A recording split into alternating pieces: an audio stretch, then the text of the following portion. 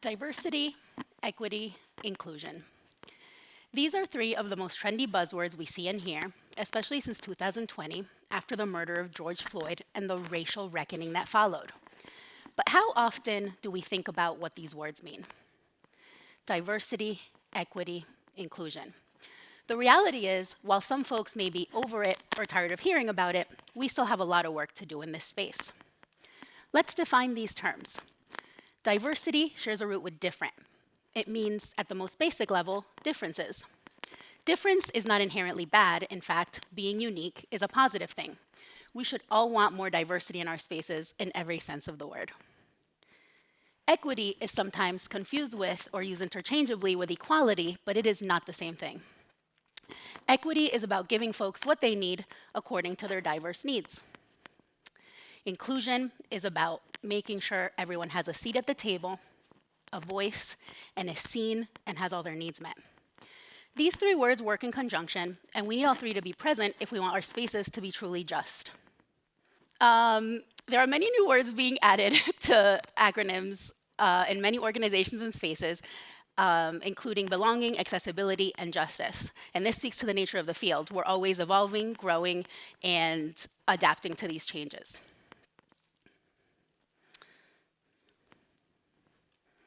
It is important to note that systemic racism did not start in 2020 with the state-sanctioned murder of George Floyd, nor did we fix racism with the numerous, empty, superficial promises and platitudes that followed. 2022 was the year with the largest number of cases of police brutality on record in the history of this country. Racism and other injustices are still alive and well, but we have a false sense of having had a racial reckoning or of being further along in our anti-racist journey than we actually are because of the adoption of terms like diversity, equity, and inclusion. The reality is these injustices are still very much real. The US Census in 2020 showed us that the demographic in the US is changing. The number of folks self-identifying in one or more marginalized identities categories has increased. This makes some folks uncomfortable. And as a result, we see some of these anti-woke, anti-DEI initiatives affecting real people's lives. Well, for some people, this may be abstract. For many of us, it's our real lived experience. Book bans, racism-fueled shootings, and in some cases, folks being killed just for being good allies.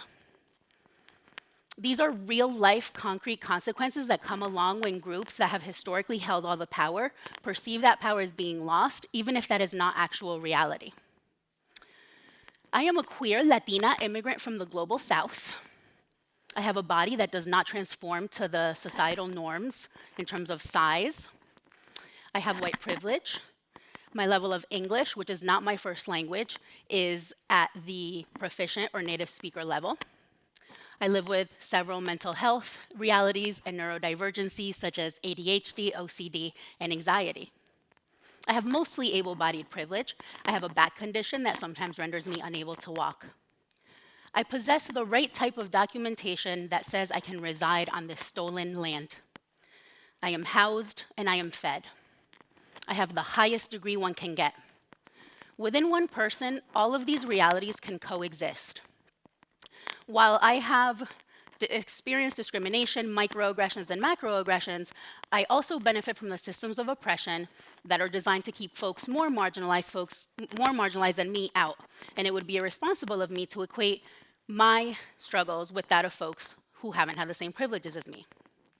This, in a nutshell, is intersectionality. The key to understanding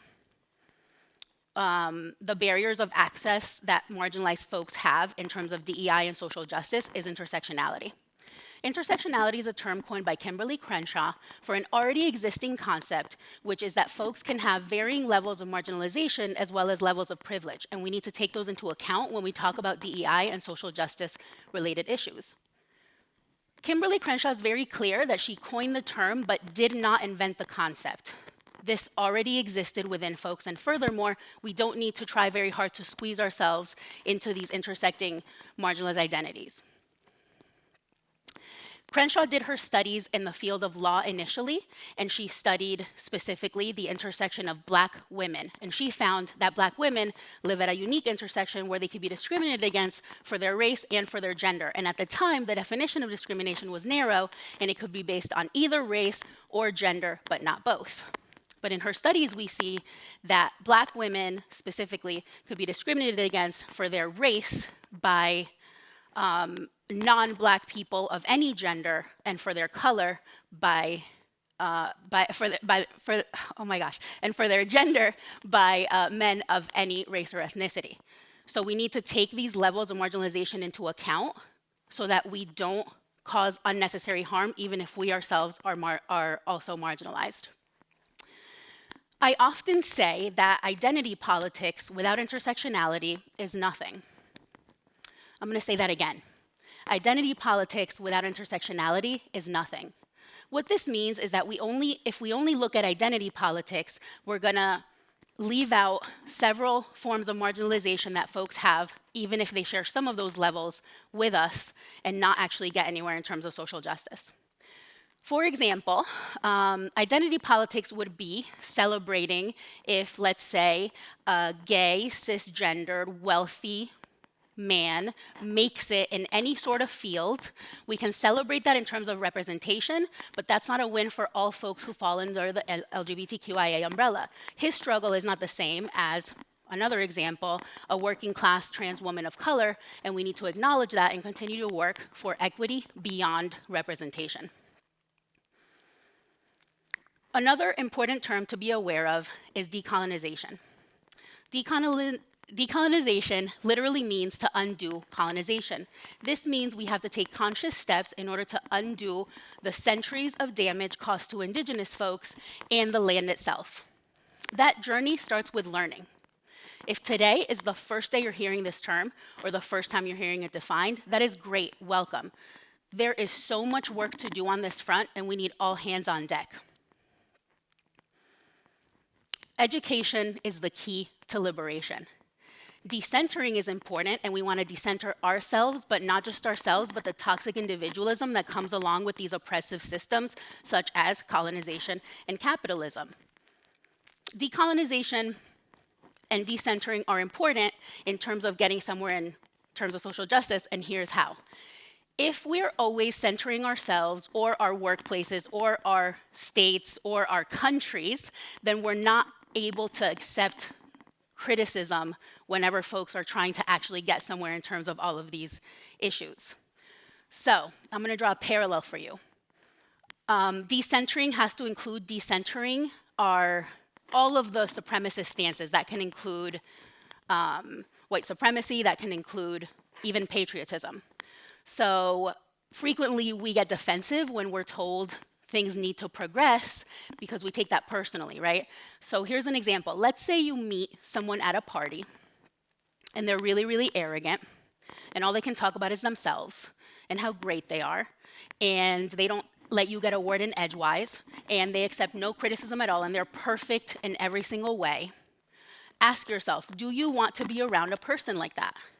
Maybe you do. I know I don't.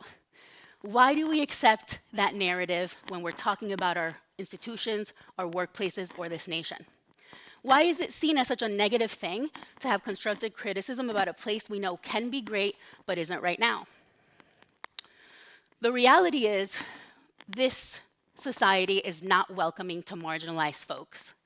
In every category of biased crime reported from 2020 to 2021, the percentages went up. Hate crimes, bias incidents, all of these anti-DEI initiatives we're seeing, removing curriculums from high school, all of this is causing us damage that will be irreparable unless we all get invested in social justice work. We cannot assume that social justice, that diversity, equity, and inclusion work is just for the one marginalized person in our office or the one person that's assigned to the DEI position. Diversity, equity, and inclusion work is for everyone. This means we all have to get invested, we have to get our spaces invested, we have to be willing to learn, grow, and evolve beyond our comfort zone. It is at the edge of your comfort zone where you learn the most. These conversations will not be and should not be comfortable. The reality is that history and society isn't comfortable for marginalized folks. So for those of us who are learning about it, it's okay to be outside our comfort zone. But it is there at the edge of your comfort zone where if you're willing to, we can learn, grow, evolve, and become better people. Thank you.